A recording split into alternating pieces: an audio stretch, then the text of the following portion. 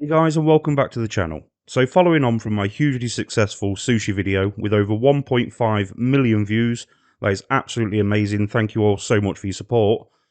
We've got a lot of questions that were asked in that video.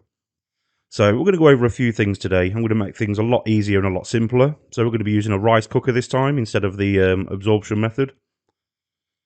Now this is most commonly could be known as a poke bowl. It's not actually a poke bowl, it's not authentic, it is a sushi bowl however.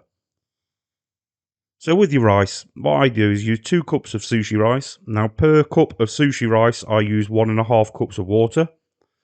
But before we get to the cooking, the most important part is we need to really thoroughly wash our sushi rice. You can see how murky the water is that's coming through. We need to rinse it quite a while to get rid of all that murkiness. Then what we're going to do is pop it into a bowl and we're going to leave it to soak for 30 minutes before we put it anywhere near the rice cooker.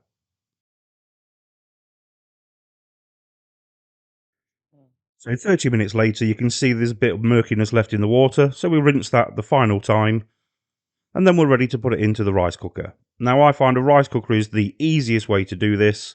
They're not expensive at all, so just have a look on the internet, you can get them really cheap. I think this one cost me about £20.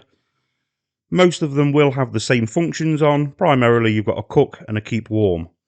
So it's really simple. When it detects that the water's absorbed enough, it will just turn itself off, and then you've got perfectly cooked rice.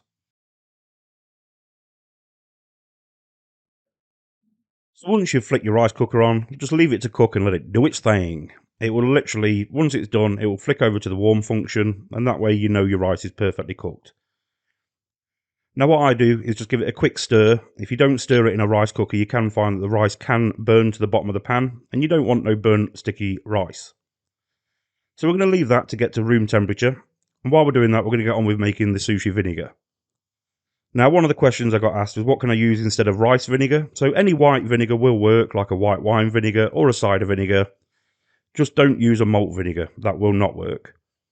So to a mixing bowl, I'm adding 1 teaspoon of sugar, 1 teaspoon of salt, and then I'm going to go in with about 3 tablespoons of vinegar. So this is a Japanese rice vinegar, but like I say, you can use a white wine vinegar or a cider vinegar. They all work just as well, they're just a little bit stronger in taste.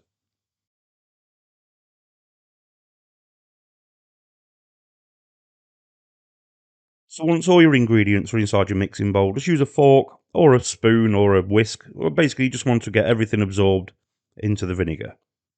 Now another common question I got asked when it came to the sushi rice was, does it need to be cold or hot? What I do is I leave mine to get to room temperature, then I add the vinegar mixture.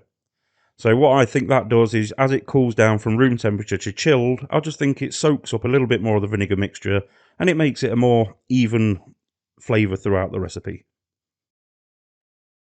Now, that is completely my opinion. I might be completely wrong, so don't quote me on it, but it works well for me.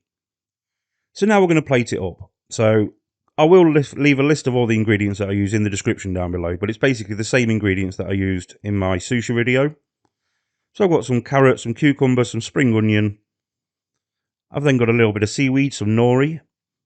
And then this is the question I got asked quite a lot, was about the safety of using raw fish. Now, if you go to your fishmonger and just ask them for some fish that is safe to eat raw, then 9 times out of 10 they will help you out. If you're not 100% sure, guys, just make sure you use smoked fish like me. So I've got some smoked salmon and some smoked mackerel. I've got a little bit of pickling ginger on there, and I've got some fermented kimchi. Now, you know my stance. If I'm using a smoked fish, I absolutely love to have a little bit of spicy sriracha on the top.